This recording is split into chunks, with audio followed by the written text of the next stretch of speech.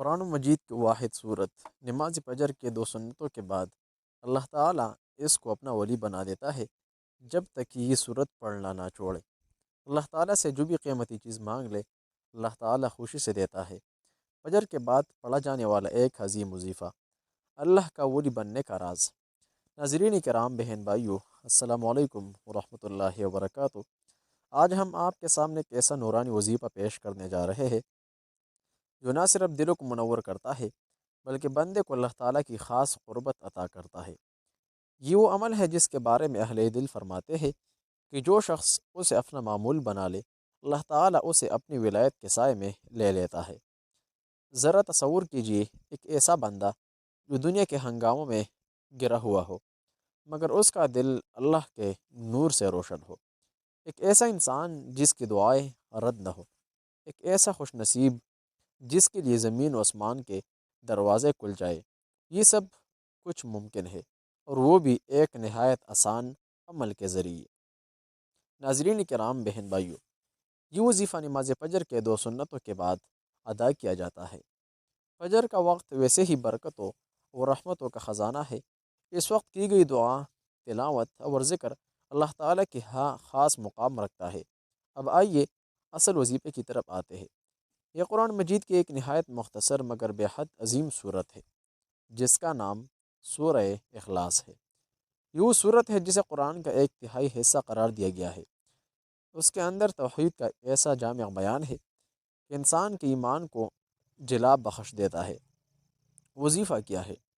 نماز فجر کے دو سنتیں ادا کرنے کے بعد قبل اس کے آپ فرض نماز ادا کرے آپ نے پورے انہماک، اخلاص اور توجہ کے ساتھ سورہ اخلاص کو 41 مرتبہ پڑھنا ہے۔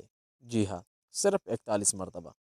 لیکن یاد رکھیے، یہ صرف الفاظ کا دہرانا نہیں بلکہ دل کی حضوری اور یقین کے ساتھ پڑھنا ہے۔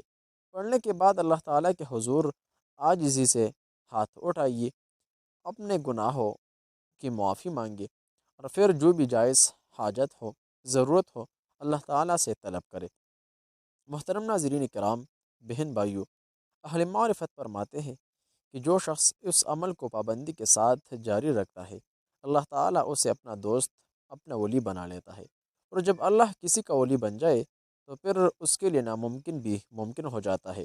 قرآن پاک میں اللہ تعالیٰ فرماتا ہے، بے شک اللہ کے ولیوں پر نہ کوئی خوف ہے اور نہ وہ غمگین ہوں گے۔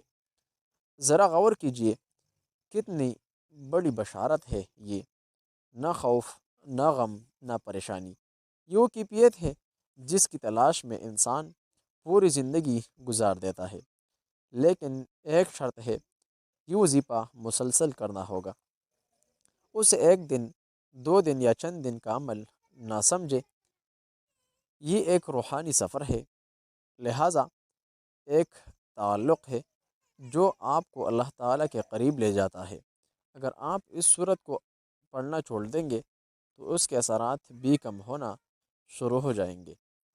لہٰذا اس لیے لازم ہے کہ اسے اپنی روزمرہ زندگی کا حصہ بنا لے۔ چند اہم ہدایات اس وظیفے کی۔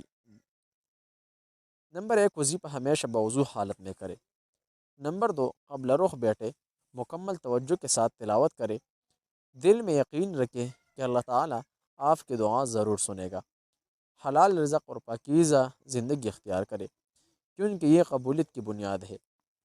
ناظرین عزیز، بہن بھائیو، یہ وظیفہ نہ صرف دنیاوی حاجات کے لیے مفید ہے بلکہ آخرت کی کامیابی کا بھی ذریعہ ہے۔ اگر آپ کسی پریشانی میں مبتلا ہے، چاہے رزق کی تنگی ہے یا دل بے چین ہے یا آپ اللہ تعالیٰ کا خاص قرب چاہتے ہیں، تو آج ہی سے اس عمل کو شروع کریں۔ یاد رکھیے، اللہ تعالیٰ اپنے بندوں سے بہانے ڈھونڈتا ہے کہ وہ ان پر رحمت نازل کرے۔ یہ وظیفہ بھی ایک ایسا ہی بہانہ ہے جو آپ کو اللہ کے قریب لے جا سکتا ہے۔ آخر میں آخری دعا ہے، اللہ تعالیٰ ہمیں عمل کی توفیق عطا فرمائیے، ہمیں اپنا قرب نصیب فرمائیے اور ہمیں اپنے نیک بندوں میں شامل فرمائیے۔ اگر آپ کی ویڈیو پسند آئیے تو اسے دوسروں تک ضرور پہنچائیے، کیونکہ ہو سکتا ہے آپ کے ذریعے کسی کی زندگی بدل جائے۔ جہاں بھی رہے خوش رہے، سلامت رہے۔ کمنٹ میں ماشاءاللہ لکھ کر ویڈیو کو دوسرے کے ساتھ شیئر کیجیے۔ السلام علیکم ورحمۃ اللہ تعالی وبرکاتہ۔